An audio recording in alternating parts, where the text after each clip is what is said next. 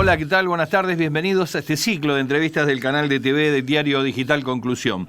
Con temas candentes, temas de las semanas, temas de la agenda política nacional e internacional, porque a nadie se le escapa que lo que puede llegar a suceder en los Estados Unidos tendrá un impacto sobre la región. Hablamos de la región y decimos República Argentina, y hablamos de República Argentina y se nos ocurre pensar qué será de la vida política nacional, la economía nacional, qué puede esperar el pueblo argentino en el caso que se confirme el triunfo de Joe Biden, o Biden, como le dicen algunos comunicadores, y hacia dónde tendríamos que mirar, porque cuando uno trata de recordarlo a Biden en su gestión administrativa o de gobierno, no aparece la mejor radiografía. Así que, visto desde esta perspectiva, lógicamente una cosa es secundar a un gobierno y otra cosa es asumir la primera magistratura de un país en un lugar muy convulsionado, en un mundo muy convulsionado por la pandemia y en donde yo creo que no es solo de la preocupación de los argentinos, sino también del resto del mundo. Así que para hablar de estos temas vamos a estar acompañados por el sociólogo Walter Formento, quien además es docente de la Universidad de La Plata. Le damos la bienvenida con esta presentación y bueno, ¿cómo estás, Walter? ¿Cómo está viendo este descomunal chiquero que fueron las elecciones en Estados Unidos? Hola Aldo, un gusto estar participando con vos de estos diálogos tan importantes Sí, que construís. sí.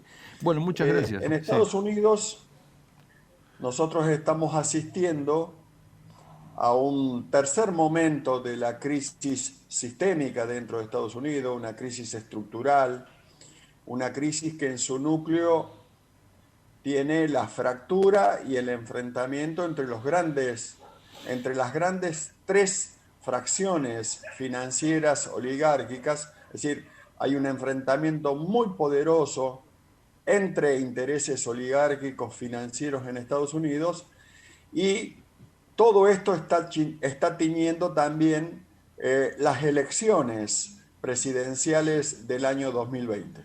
Ujú, ujú. Bien, y cuando decimos se está tiñendo, puntualizando un poquito. Bueno, este, el sistema, en el momento electoral que se estaban llevando adelante las votaciones, Ujú, con las advertencias que ya se habían hecho sobre los votos que se hacían vía correo, ujú. correo postal federal, es decir, desde las provincias, desde las gobernaciones, se advertía que se debía respetar el mecanismo de que las personas debían solicitar el voto personalmente y el colegio electoral, es decir, las autoridades electorales debían recibir la solicitud y enviarle personalmente las papeletas de votos, Claro. lo cual no se cumplió porque las papeletas se enviaron masivamente. No solamente se enviaron masivamente, sino que luego llegando al, al día 4, se empezaron a interrumpir el conteo de las votaciones presenciales y se dio inicio al conteo de los votos por correo. En ese momento, la ventaja de Trump era sustantiva en muchos de los estados bisagra, de los estados claves, que le permitían anticipar una clara victoria. A partir de ahí, del día 4, fines del 4, 5 y 6, entran masivamente votos por correo, donde más de un 70% elegían a Biden, Ujú. no respetando las proporciones, más o menos las proporciones del primer tramo, como todos los estadísticos sabemos que las proporciones cambian en un tanto por ciento que es mínimo. Pero, de todos modos, en los estados bisagra, se produjo todo este proceso que se empezó a denunciar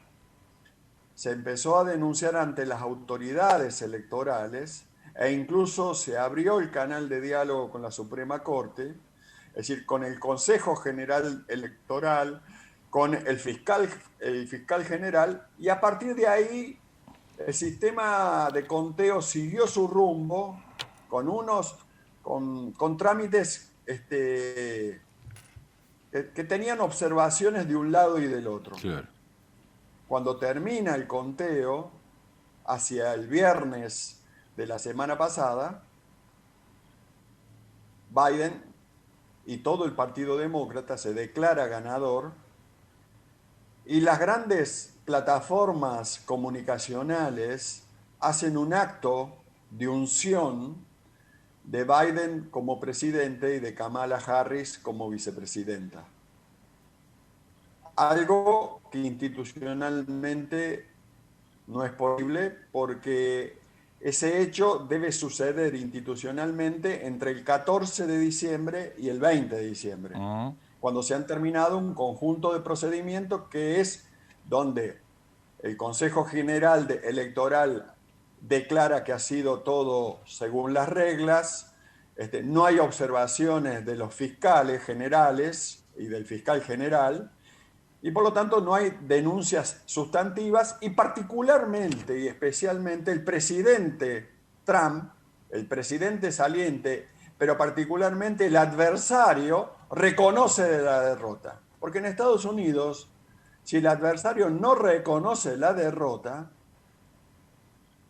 genera todo un problema institucional y se demora todo. Claro. Entonces, hoy nos encontramos en un momento donde el Consejo General Electoral abre la posibilidad de fraude, el fiscal general denuncia fraude y está toda la expectativa en la Suprema Corte donde Trump tiene mayoría. Claro. Claro. Pero el fiscal general también fue puesto por los republicanos y el Consejo General Electoral también ha sido puesto por la presidencia del Estado de Estados Unidos. Por lo tanto, los actores que están detrás de Biden, los grandes transnacionales globales, juegan a un proceso electoral impuesto de hecho, no de derecho. Sí, sí. Porque empiezan a reconocer que en las urnas no les fue bien y que de ninguna manera por las vías institucionales y los canales institucionales podrían imponerse. Por lo tanto, necesitan forzar un escenario de negociación o mesa de poderes tras bambalinas de lo que sucede en el plano electoral formal.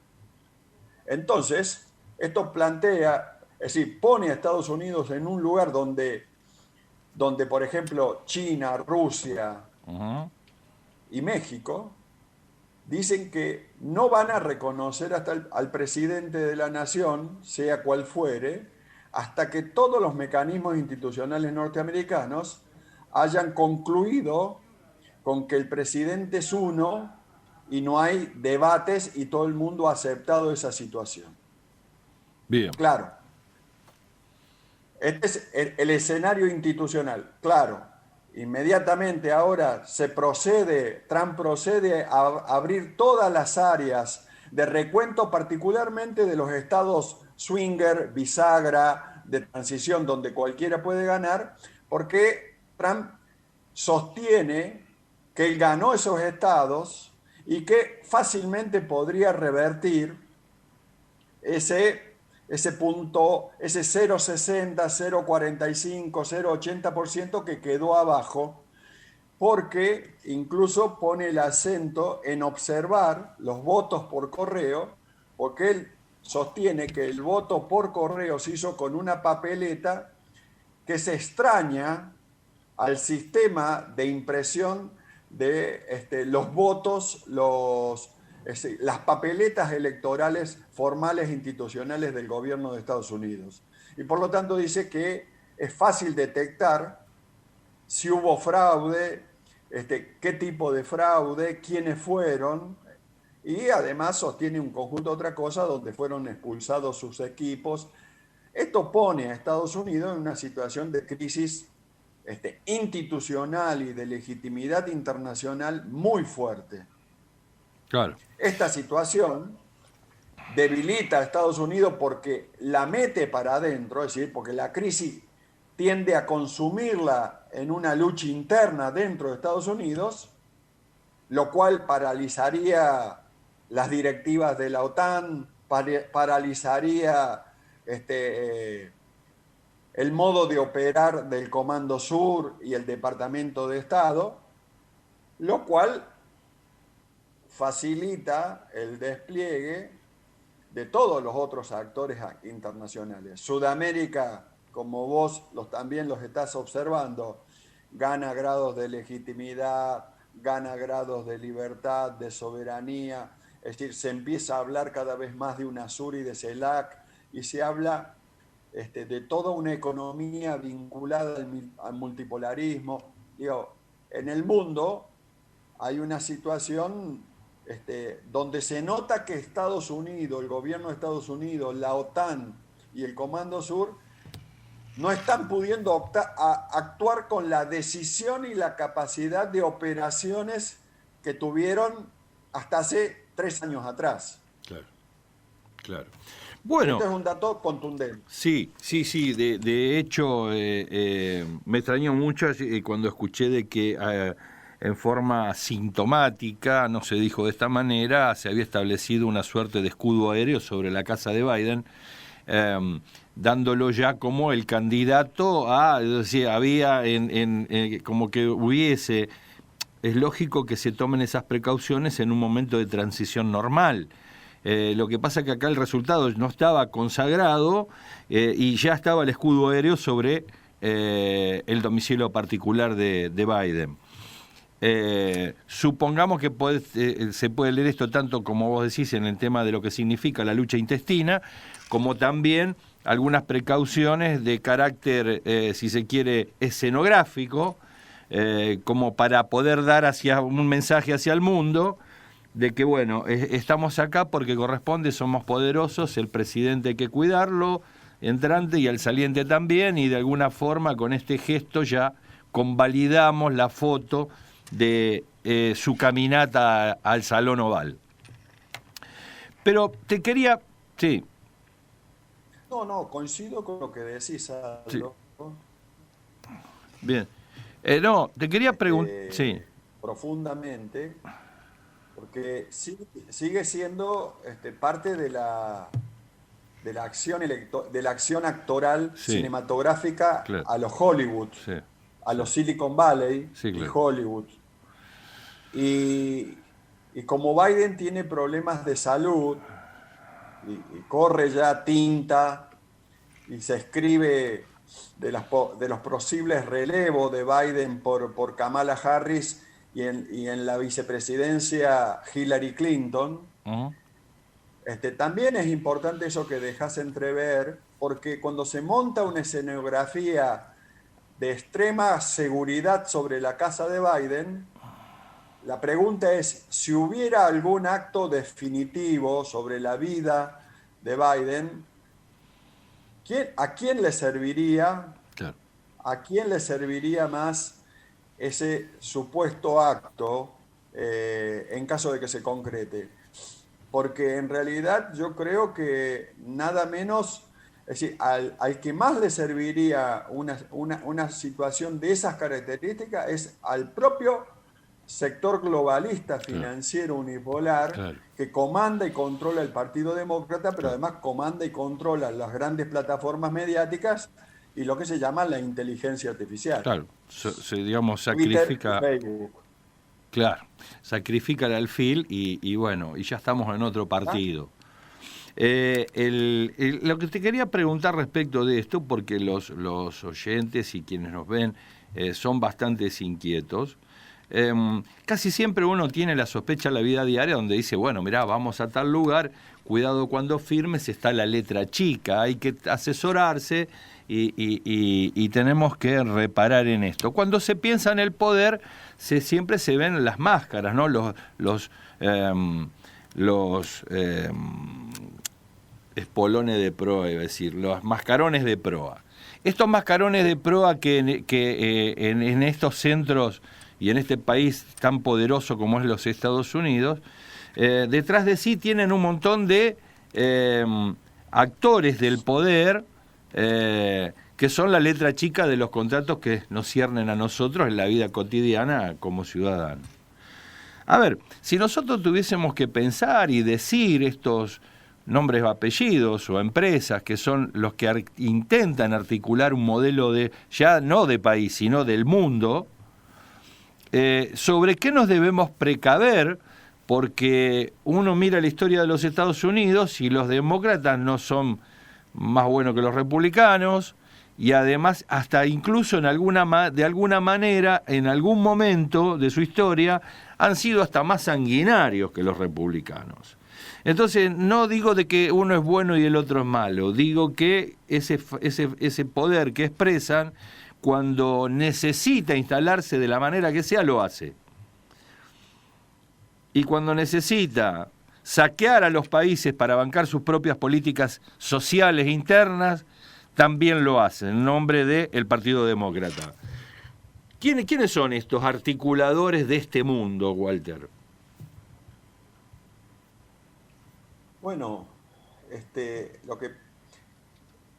Aldo, hoy, 2019-2020, vos tenés que los sectores globalistas a los cuales Soros, BlackRock, Flink, el Citibank, el Lloyd, el BlackRock, el HSBC, las grandes finanzas anglo-holandesas históricas, el gran poder financiero que viene desde 1360, desde la peste bubónica, ¿no es cierto? Desde la peste negra, sí. Está en una situación donde necesita revertir las derrotas que tuvo en el Asia-Pacífico. Claro. Perdió el control de Hong Kong, perdió el control de Shanghái, ya perdió el control de Taiwán, ¿cierto? Porque Taiwán, sí, yo podría decirte que ya la perdieron, es decir, no hay una toma de control territorial porque no se necesita. Claro. Perdieron Siria, perdieron Turquía, perdieron Irán, perdieron el control del Medio Oriente, perdieron el control de Arabia Saudita, porque hoy Arabia Saudita comercializa su petróleo con China. Claro. Perdieron el control de Libia. Hoy Libia, los dos grandes actores internacionales son Turquía y Rusia. Rusia apoyando y apuntalando el viejo partido de Gaddafi, para que... Entonces, y Alemania, Francia haciéndose cargo de la Unión Europea, Alemania, Francia e Italia, en un diálogo muy fluido con Francisco, y se hacen cargo de la Unión Europea y una europea que tiene sus principales mercados en el Asia-Pacífico, en China, en la India, y particularmente tiene una base de apoyo y un gran comprador en Irán, y por lo tanto es su socio comercial, Irán. Claro. Entonces, con lo que te estoy diciendo es que por otro lado, este gran actor que está en ascenso, que se lo denomina multipolar, poliédrico, pluriversal, también necesita de Sudamérica, necesita de México, necesita del Caribe, necesita de Venezuela, necesita de Perú, de Bolivia, de Argentina, de Brasil, de Chile, de la Antártida, del paso bioceánico.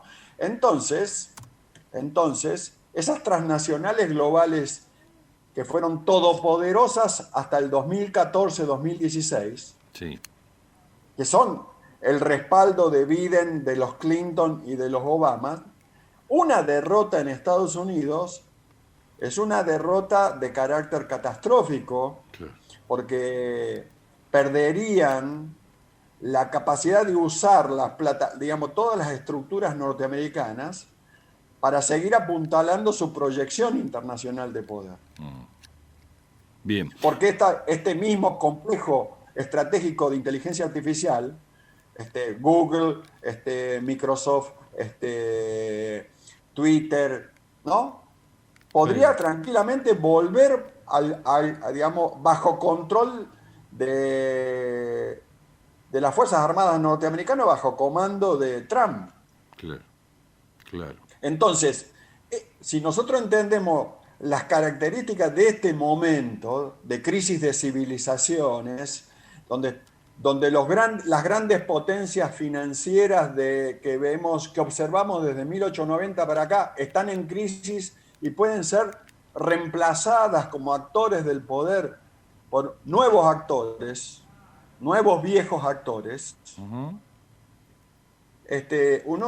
uno puede llegar a dimensionar la necesidad que tienen estas transnacionales globales que están actuando y tratando de declarar presidente vía plataformas de comunicación e información virtual a Biden, que necesitan imponerlo de cualquier manera. Bueno, uno entiende por qué lo quieren imponer de cualquier manera, y no hay ley, no hay procedimiento, no hay metodología, no hay formas que respeten, porque en última instancia si respetan la forma, pierden el poder. Claro. Y no solo el gobierno. Sí, entiendo, sí, se deslegitiman también, ¿no? Exactamente. O sea, no solo a través de la legalidad, sino a través de la inmoralidad de lo que significa reconocer algo que no fue convalidado ni siquiera por las propias instituciones que ellos vertebraron para existir y escudarse. Entonces... Claro. Pero un primer indicador, Aldo, una vez me lo preguntaste, es que un actor que tiene poder suficiente ya lo hubiera resuelto esto en Estados Unidos. Claro. En otro tiempo lo resolvían. Sí. Y hoy no lo están pudiendo resolver. Y ese es el indicador de la debilidad, una debilidad que nace de su fractura. Claro. De su triple fractura expuesta. Sí, hasta incluso de su imposibilidad, claro, hasta incluso de su imposibilidad de establecer una situación que se vuelve irrisorio cuando se ven algunos comunicadores en Argentina, donde dicen no, porque lo que deben hacer los políticos es sentarse a la mesa y hablar y dialogar y ponerse de acuerdo para salir adelante. Cuando uno ve otras latitudes, y no solo los Estados Unidos, sino que otros países, hoy se vuelve a ver esta grieta que existe entre estos dos grandes poderes que tiene internamente, tres grandes poderes internos, asociado incluso alguno con Londres, ¿no? Y entonces uno dice, perdón, ¿no era que sentándose a una mesa los políticos serios, las naciones serias, iban a tener la posibilidad de resolver en el diálogo fraterno, honesto y bien intencionado la situación de todo un pueblo y de, si quiere, la tranquilidad del mundo? Y Walter, parece que no. Es claro lo que decís, Aldo. Y eso nos da la estructuralidad de la fractura. Es decir, no es una fractura de coyuntura. Claro. Es decir, no es una división coyuntural. Es una fractura estructural. Y una fractura estructural que nosotros incluso si vos te acordás, esto lo charlábamos en el 2010, 2012, después de la crisis de la caída del Lehman Brothers, sí. Y estábamos en una crisis que era coyuntural, que se profundizaba. Hoy ya es estructural. Claro. Ya es estructural porque las divisiones en el campo de los poderes financieros ha producido una división en tres de las oligarquías, formando tres oligarquías, y emergió un actor que es un proyecto alternativo que está planteando un postcapitalismo multipolar, es decir, un postcapitalismo financiero multipolar, un regreso a la economía real, claro. Un regreso a un rol del Estado relacionado con un mercado de actores privados, donde los actores privados no no se benefician robando al Estado, y un gobierno que conduce Estado y mercado.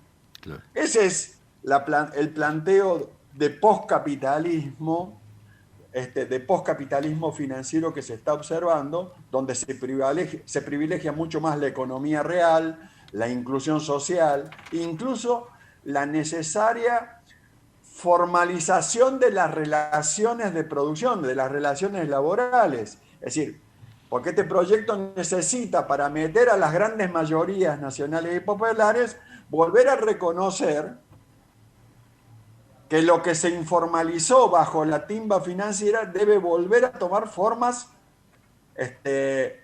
institucionales, legalizadas, con una legislación que se reconozca la relación laboral y la relación de producción, y que incluso, si vos me preguntás, ¿y con qué época histórica y qué hecho yo lo podría asociar? Bueno, yo lo diría 1933. Claro, 1933. Roosevelt planteando el pacto social entre empresarios industriales y trabajadores. Claro. Todos en blanco, todos financiados, todos amparados por el Estado, todos gobernados por un gobierno.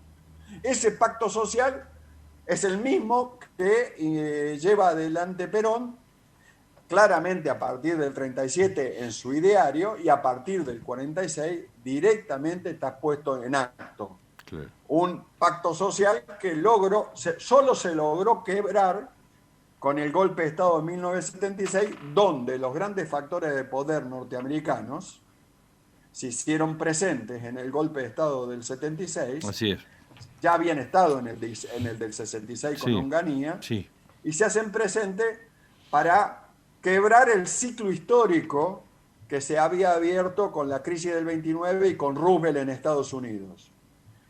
Pero la derogación del pacto social, del New Deal de Roosevelt y de Perón en Argentina, se logra a partir del 91-94, donde Bill Clinton asume la presidencia de los Estados Unidos como el presidente de los intereses transnacionales globales. Claro. Bien, ahora si lo vemos, hacemos una suerte de, no vamos a decir un vaticinio ni una profecía, ni nos vamos a adelantar. Digamos, podemos suponer que nos espera con un gobierno demócrata. También podemos suponer que nos espera con un gobierno republicano, porque tampoco escapa que se le imputó a Trump muchos procesos de desestabilización regionales dentro de lo que es Iberoamérica, ¿no? Entonces vos decís, bueno, en esta situación que uno está a dos fuegos, uno podría estar tranquilo porque, digamos, bueno, se consigue la paz una vez que se convalida un resultado y se lo legitima en el norte. Ahora, me parece que, no sé, te pregunto si tendríamos que hacernos expectativas si gana uno u otro, o en realidad el hecho de que nos digan que gana uno o el otro supone la dimensión del escudo que nos tenemos que fabricar.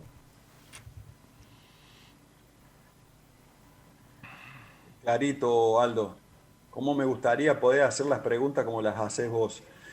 Pero lo primero no, por el modo medular, primero lo que te diría es la complejidad que va a tener poder decidir e imponer quién va a ser el próximo presidente en Estados Unidos, la interna norteamericana. Si vos me preguntás a mí, y tiene grados de probabilidad repartida todos los actores. Es decir, no hay uno solo que es claro ganador. No hay un claro ganador. En términos de los votos y del proceso electoral formal. Incluso Trump podría imponerse como presidente.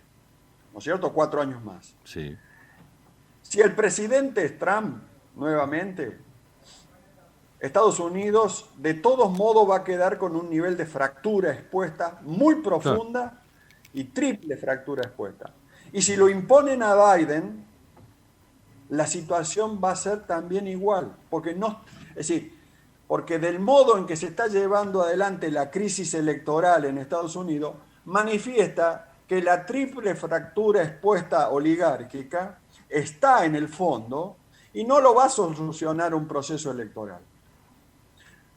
Ahora, ese escenario es el mejor escenario para Argentina, es el mejor escenario para Sudamérica y Latinoamérica, es el mejor escenario para el mundo postcapitalista financiero. Es decir, claro, donde el modelo de las transnacionales financieras ya no vive, ya no reina. Ese es el mejor escenario. Ahora, para que se vaya desarrollando y consolidando ese postcapitalismo financiero multipolar, y nosotros necesitamos 10 años por delante. Claro. Por lo tanto, lo que nosotros estamos observando es el despliegue de la crisis, de la confrontación entre los poderes que entran y decaen, y los que están en ascenso, porque los procesos de relevo, de caída de uno y de ascenso de otros, se da siempre de este modo, Aldo. Lo importante es entender cómo es este proceso para poder conducir de modo que de esquivar todo tipo de piedras, todo tipo de bombas, y poder llevar a la Argentina, a Sudamérica y a Latinoamérica a buen puerto, que a mi modo de entender, el mejor puerto para Argentina, para Sudamérica y Latinoamérica es ese puerto que denominamos multipolar, poliédrico, pluriversal, donde el centro de gravedad es la humanidad y la naturaleza, esa ecología integral, ese diálogo entre producción, digamos, entre producción y trabajo, entre humanidad y naturaleza. Se entiende. Ahora,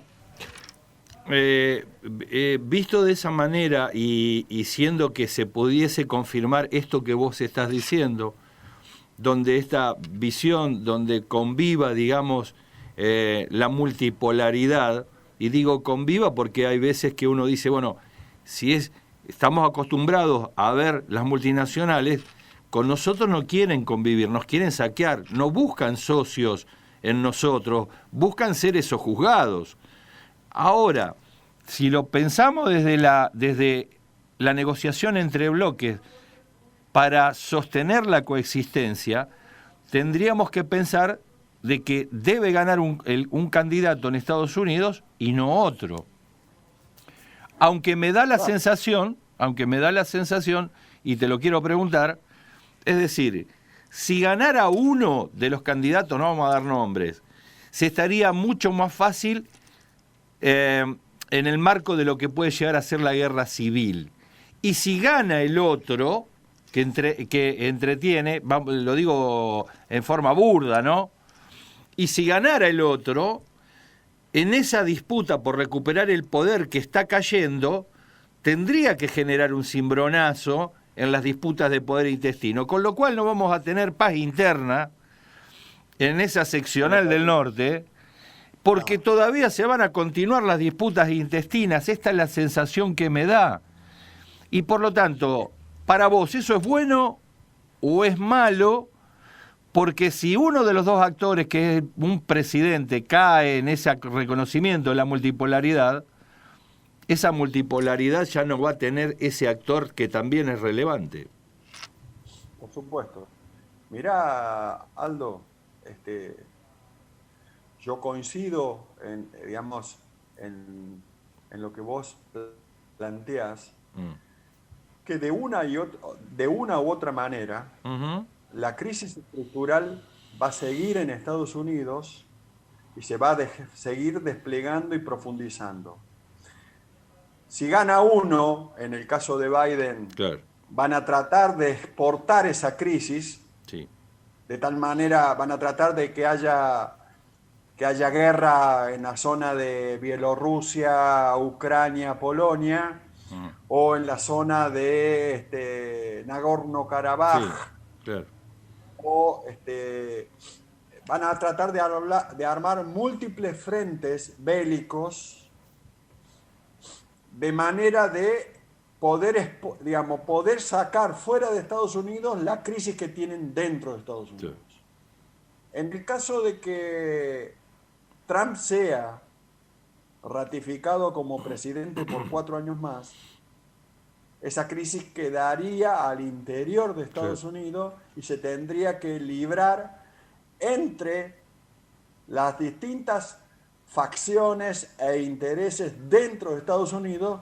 Por lo tanto, sería mucho más positivo para toda Argentina, para toda Sudamérica, para toda Latinoamérica, y como no puedo hablar por el mundo, pero incluso considero que esa situación, porque el reconocimiento de que Trump sigue siendo presidente es el reconocimiento de que la crisis va a seguir va a seguir en un proceso de profundización y de confrontación cada vez más aguda dentro de Estados Unidos, y que no va a poder ser exportada a segundos países, a otros países. Y ese es el mejor escenario para la humanidad y para la naturaleza. Se cortó para la humanidad y para la humanidad y para toda la naturaleza. La naturaleza, claro, sí, claro, desde ya que...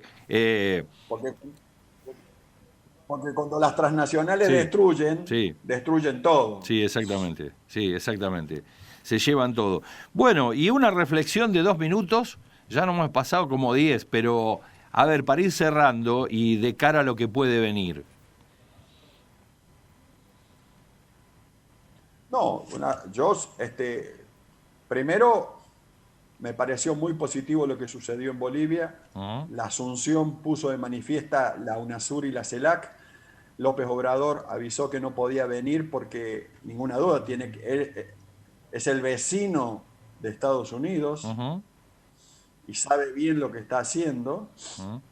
Por otro lado, Argentina y Chile en un proceso donde regresa el Chile sudamericano, a mi modo de ver lo que está sucediendo en Chile, entender que los viejos sueños sudamericanos en Chile vuelven a reverdecer, y Argentina necesita eso para encarar un ejercicio de soberanía sobre el sur, sobre la Antártida, sobre el Pacífico, porque también ya es hora que los británicos dejen sus posesiones coloniales en Malvinas y en todas las islas del Atlántico Sur. Bueno.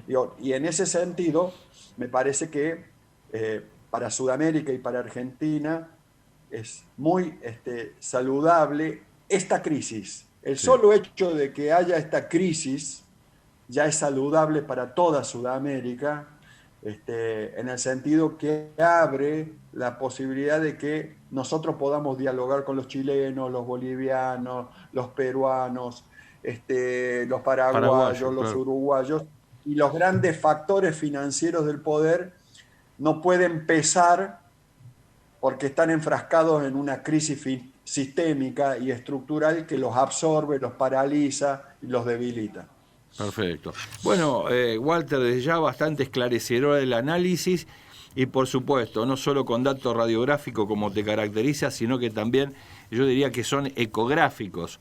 Así que en esta suerte de toponimia del poder que se suele hacer, ¿no? Emergen, digamos, las aristas de los futuros conflictos.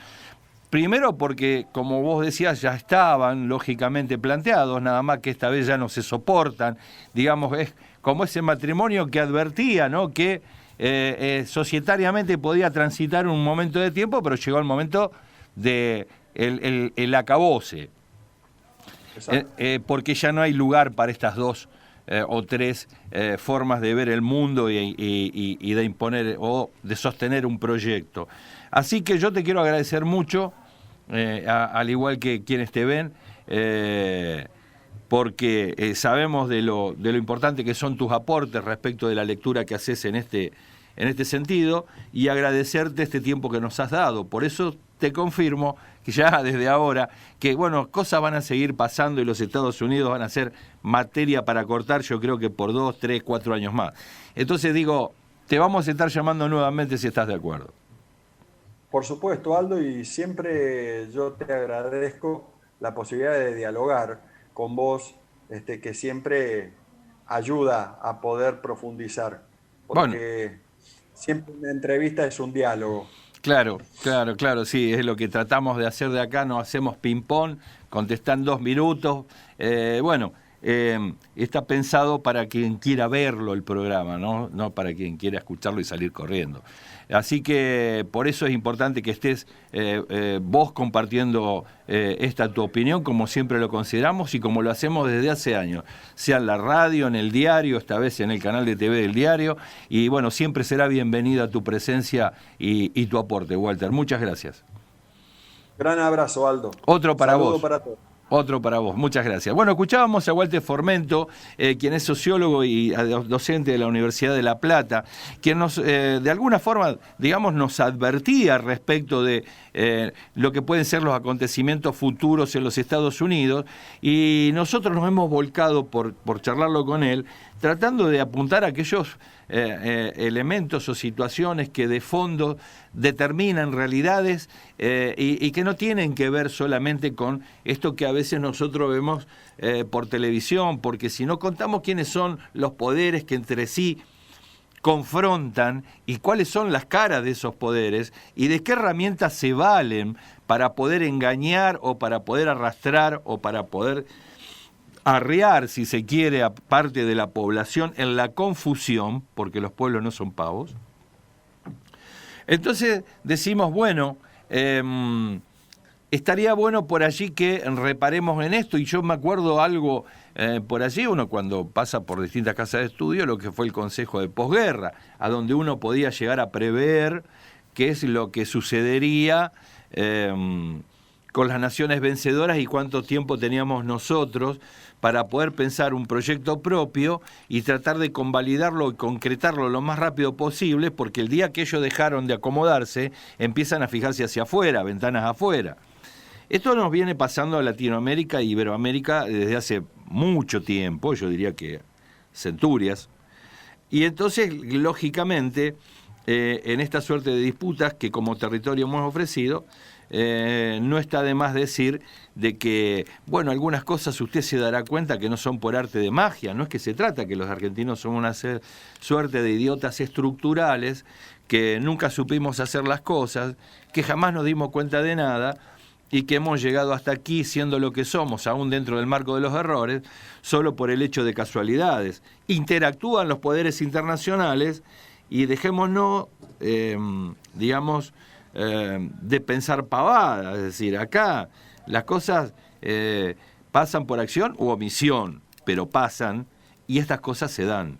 O sea, no es que cayó un meteorito y todo esto quedó planteado tal cual está. Así que va a dar tela para cortar lo que hemos charlado con Walter Formento, a quien desde ya le agradecemos mucho el aporte, pero también estamos plenamente conscientes de que estamos también, más allá del país, donde dicen, no, miren, desde el punto de vista de los mercados, no le importa nada. Mira, hay minas que están muy bien protegidas en el norte de Argentina, y que desembarcaron algunos soldados que venían a cuidarnos de un mosquito. Y supuestamente, porque era muy preocupante lo que pasaba con ese mosquito. Pero rara casualidad se corrieron de la línea del mosquito. Es raro combatir un mosquito con fusiles de largo alcance y todas estas cosas raras que se ven. Y entonces, por lo tanto, bueno, puede ser de que la cuestión financiera, la especulación del dólar no interese, tómalo como quieras, que te digan lo que quieran. Pero lo que es cierto es que siguen interesados muchos por no decir todos aquellos que tienen la capacidad de desarrollarlo y explotarlo, de toda la minería argentina. De este tema vamos a estar hablando con un especialista en el tema minerales. Así que con esto nos vamos comprometiendo para que ustedes se van a enterar de un montón de cosas que le han venido pasando a la República Argentina y cómo nos han robado sistemáticamente nosotros que somos el quinto país del mundo en riquezas mineras. Así que bueno, tanto Sebastián Moreno como Aldo Batizacco te dicen de que nos vamos yendo ya, y en el próximo capítulo vamos a estar charlando con algunos especialistas, así que desde aquí del canal de TV de Diario Digital Conclusión te decimos chau, hasta luego.